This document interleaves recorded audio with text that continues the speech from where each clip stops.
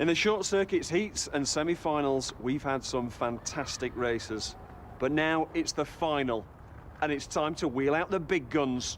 John, let's get things started with a bang! Firing now! In this final edition of Short Circuits, 6 slot jockeys have made it through to our grand final. And they're going to do battle on our scale model tribute to a true temple of British motorsport.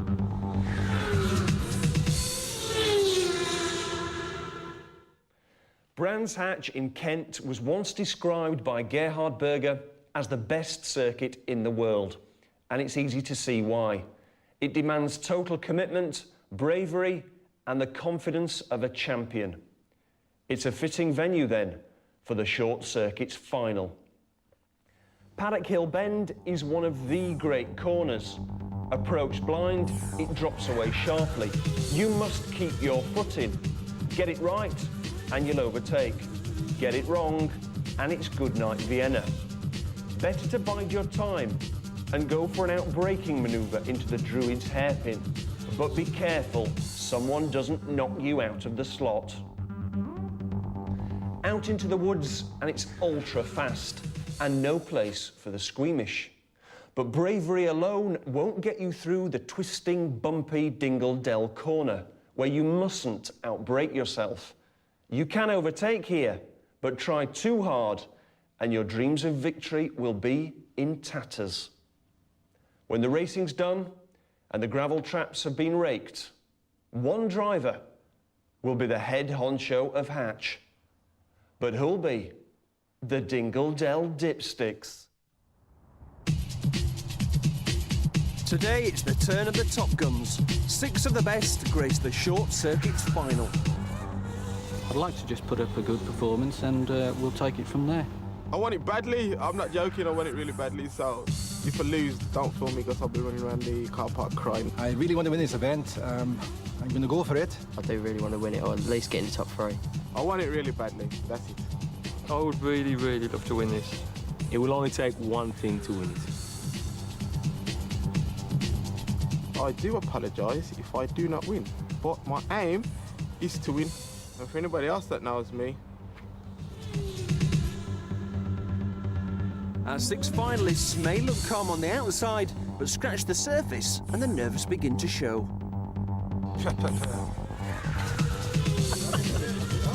Good boy.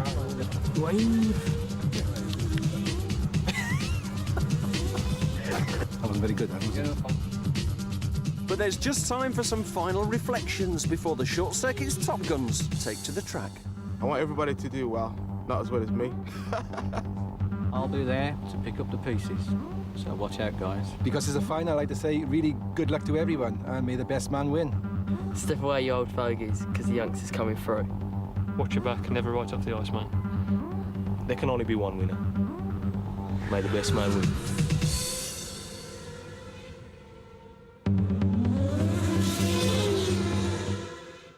Model making is a very lonely business.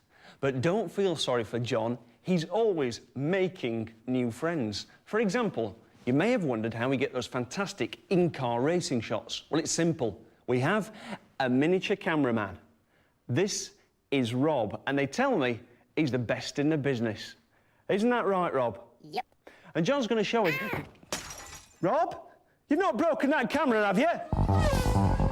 Today we're going to focus on the figures that go in and around the circuit at various points, and I'm going to show you how to do a decent paint job on any of the figures that you wish to buy. The first stage of preparation of any figure, whether it's plastic or metal, is to clean it up. You don't want to be applying paint to a figure that's dirty because the paint won't stay on the figure, it'll soon flake off. Select your figure that you're going to use, and the preparation points that are necessary are twofold. First of all, wash the figure, even if it's metal, wash it in soapy water, and then using a sharp knife, take off any of the flash lines that are caused by the moulding process, are usually along the side of the figure. From this point onwards, it's all about painting. And to be able to do the job efficiently without messing up what you've already achieved, the best thing to do is to mount the figure on an old paint tin that's dried up and is no longer in use. Now that we've got to this stage, the next process is to undercoat the figure, and there are a number of reasons for doing this. The The first of which is that if we've got a base of paint on the figure already, then it helps our colours to adhere to the figure. And when we paint them on, they won't just rub off.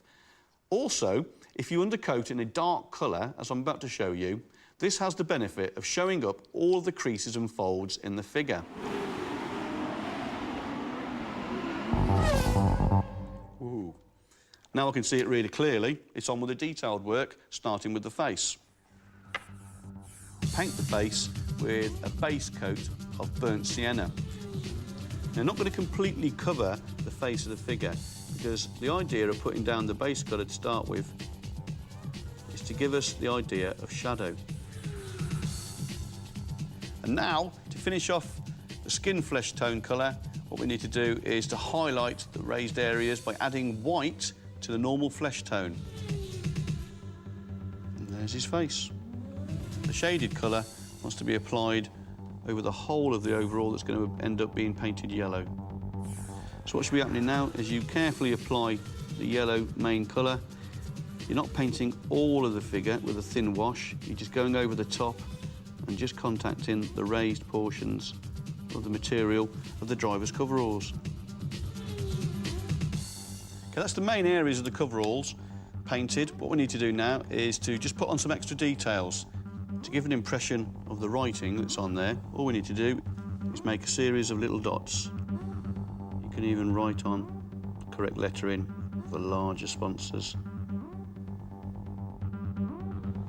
We allow the figure to dry for a couple of hours, apply some matte varnish, and then that's it. It's all done. Motor racing is a very dangerous business, and here on Short Circuits we take that very seriously indeed. That's why we have 2 ambulances on standby at all time, plus a team of highly trained paramedics, and it's just as well. Because for my race with John today, we're going to be racing the biggest, baddest, most alarming vehicles yet. They may travel everywhere at exactly 56 miles an hour and take 3 hours to overtake each other. But without a 30-ton trailer, trucks are stupidly fast. And when there's a track full of them, it's mayhem! Look!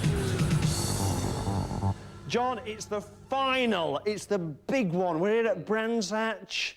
In a few minutes, we're going to see the guys going for it. Who's going to be champion? I don't know. Who's going to be champion between us two?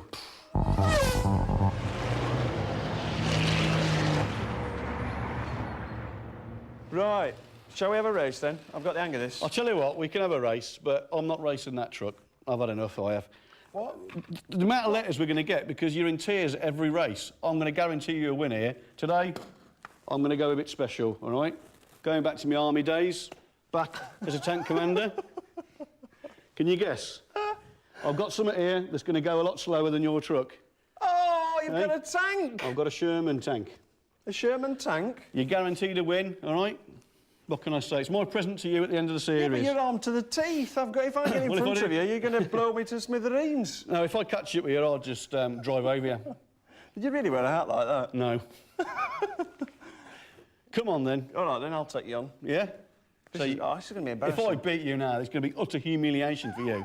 Absolutely horrendous. You'll never live it down. I'll just make sure my main armament's, you know, locked onto you. Lock on. Lock on. Here we go. You want to race then? Yeah. Wait till you see the speed of this tank. OK. On your word, then. Ready, steady, fire! Oh, it's a slow start. It's a slow start. Oh, I need a bit of a push. Hey? I think I might just win this one. I'm off. No, he's going! The pressure, the pressure. John. Excellent. John, it's around absolutely the curve. pathetic. It's the style in which you do it in, Alex. That's what matters. There's no point having a rest. I'm just going to wait for you to come off. As soon as you're a static target, I'll engage you and destroy you. Simple as that. It will. John, it's too easy. Look at this. It's a walk in the park. Easy That's what you come, think. easy go. I tell you, you wait. My moment and will I'm going come. fast. I'm going fast. I'm not easing up. This is me, the fastest person you'll ever race. Really? Watch this then. Look at this. Sabo, Travis right. Steady on. Alex's truck in open. Fire! Told you. Yeah!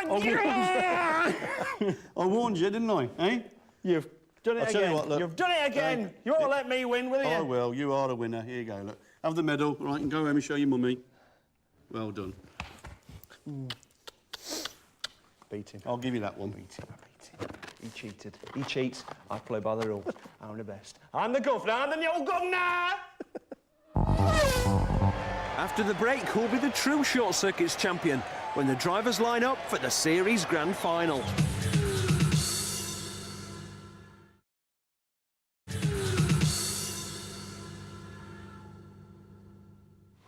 Welcome back.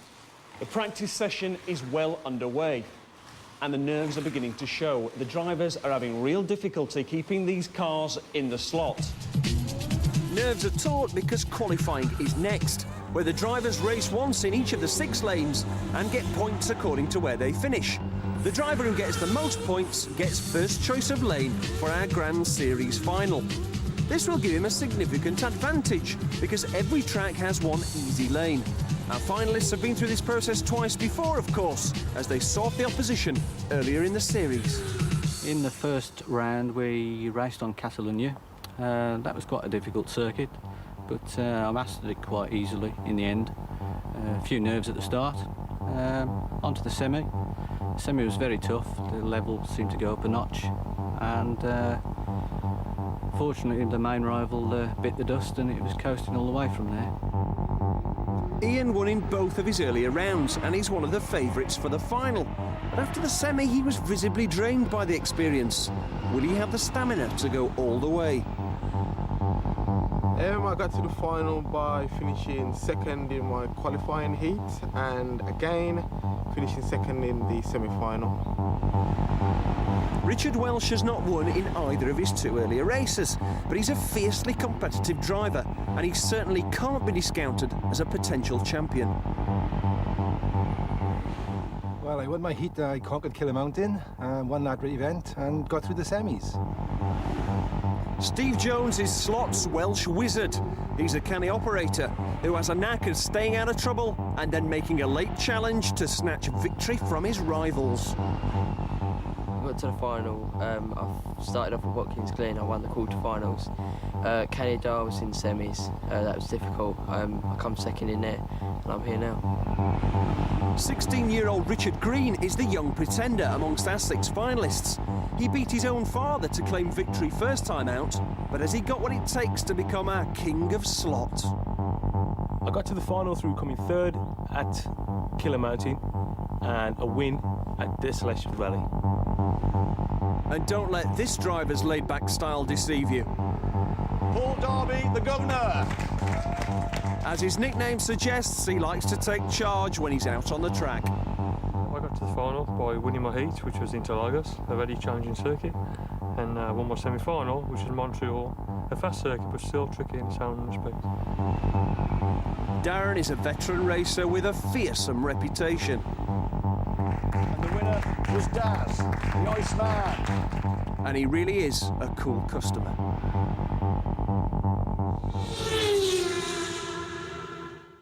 Now, lads, because this is the final, lane advantage is more critical than ever.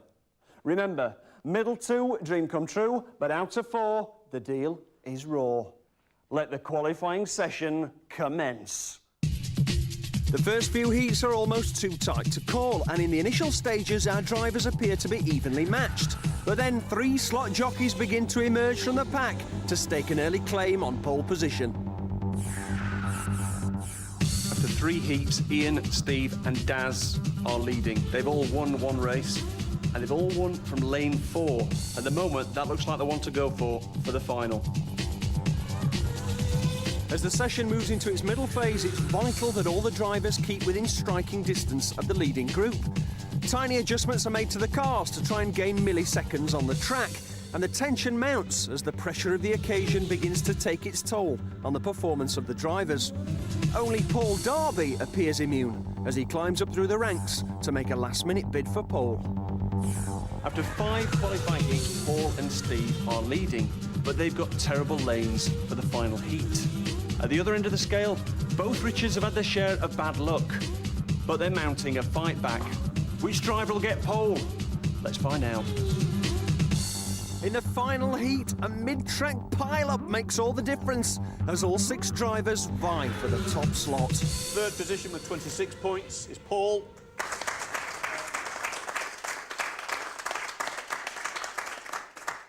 Second on the grid for the final race with 27 points is Daz.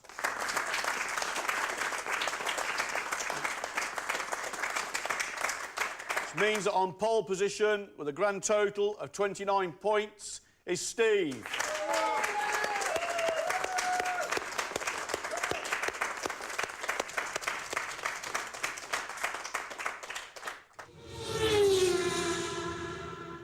John, Brands Hatch is one of the great circuits, and it's proving quite a challenge for our drivers today. Certainly one of my favourite circuits, and I'm pleased with the job that we've done in recreating what I think is a very difficult circuit.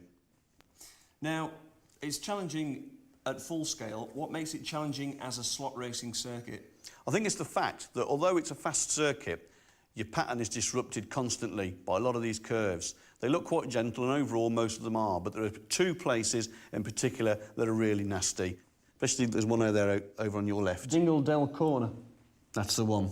It's really difficult because from where they are positioned, they see it as a different shape. It appears to the drivers to be a gentle right-handed curve, but actually it's an S-shaped chicane, sometimes called a bus stop, and it throws you from left to right. So the car goes unstable when you're thinking that it's going to go through there and travel at good speed. No chance. Now, Steve did particularly well in qualifying. He was very consistent and, in the end, got a pole. He was consistent. He really got going, a bit sharper than perhaps some of the others. But what you'll see is by the end of qualifying, they've got the answers to their questions. They're going to know what to do to set up. They're going to sit back. Once they know what lane they're in, they'll go for it.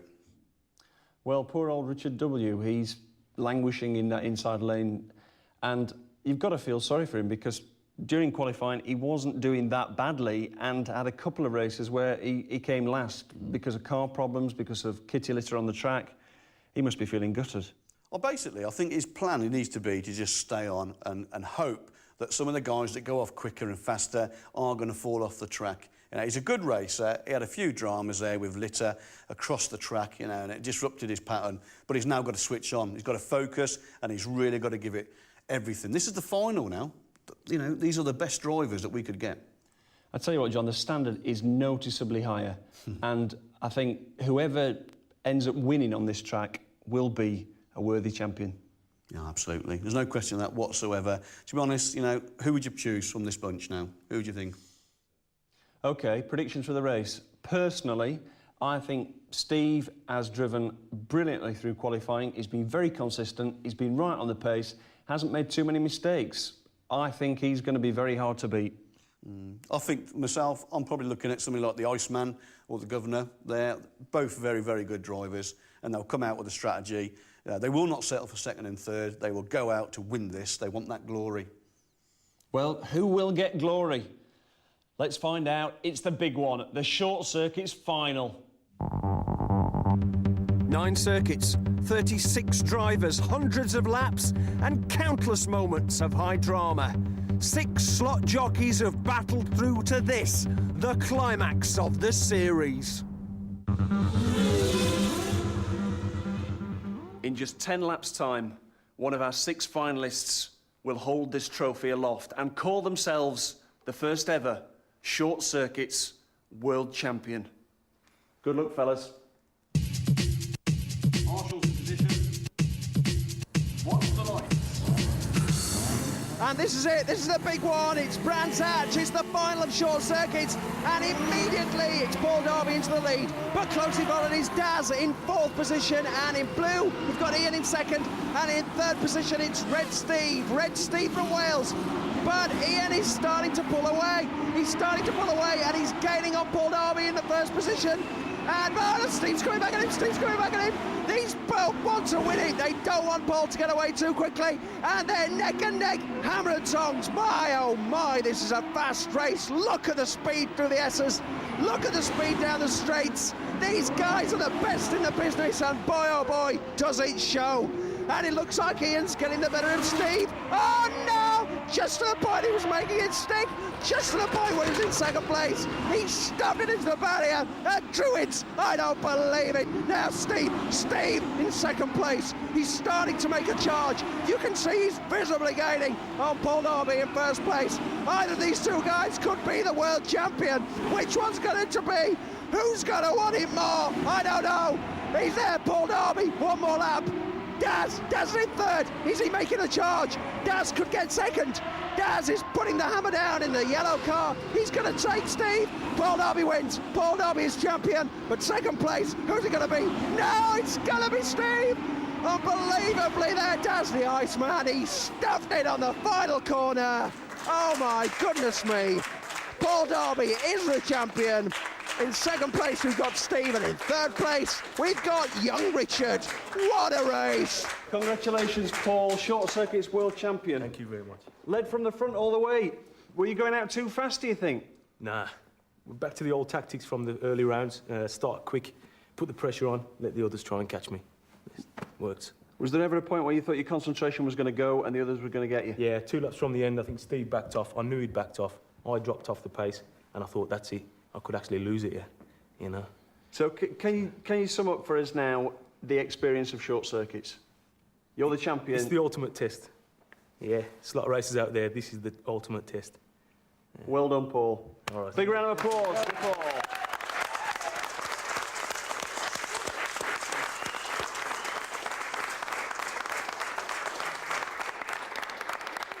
What a race. What a race. Worthy champion, Paul Darby.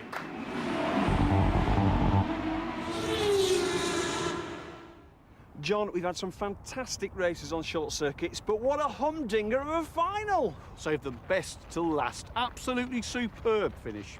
Paul Darby, what a performance. I mean, he qualified third, but the final race, he was untouchable. Oh, he was magic, wasn't he? Off he went, nice and sharp, left the others behind, Alex. But what a battle for second. Daz and Steve, the last corner of the last lap, what was going to happen? And then Daz, oh. Yeah, he's the Iceman, but on that occasion, he went for second place. Last curve, into the kitty litter, and that was his race over. What a fantastic final. Well done, lads.